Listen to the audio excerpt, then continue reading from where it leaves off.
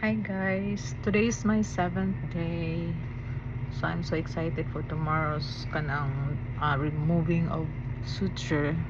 So mo na ni siya guys, oh niuga na ako ang kuan diri di man na ako maana karon maana na siya.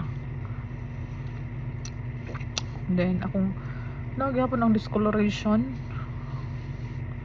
sa akong mga bunog ni no abot ba lang diri, oh. So meaning kung kaning mga yellow nga kaning na yellowish discolored ni siya, mao ni siya ang mga part na ning hubag here, and diri nawala na kay butangan ako warm compress. So kani diri mao pa ni ang na affected gid siya kay tungod sa tahi diri ba. So di pa gid siya ingon nga totally healed. Swelling paghapon di akong naong murag na nawawa ng mga hubag, nibalik mo akong jowls. So hubag-hubag gid gapon siya. Ingon ang nurse nga ang swelling will take about 2 weeks. So swell gapon siya gamay. That's why dili pa pwede maligo pool, di pa pwede maligo dagat kay basin mga infected siya. Akong pilok guys mao na lang ni nabilin kay ako magipang tangtang kay katul kay siya ba, so gitangtang na ako.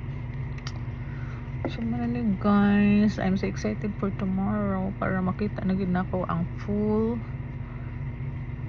view of my nose.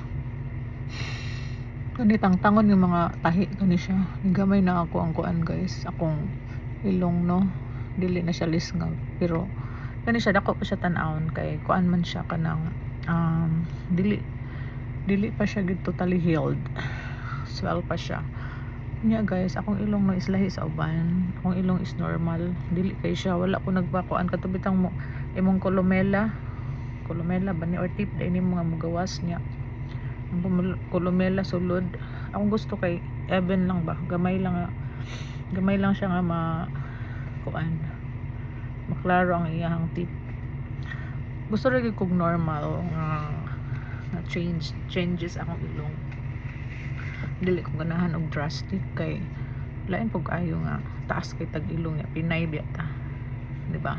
So ako lang normal natural, pero makita nimo nga modify ng imong ilong, murag mistisa type lang siya nga pagka ilong, dili siya ingon nga kadtong mura na jud kag Americana or kuan kay ang uban mga Americana gali di sila ganahan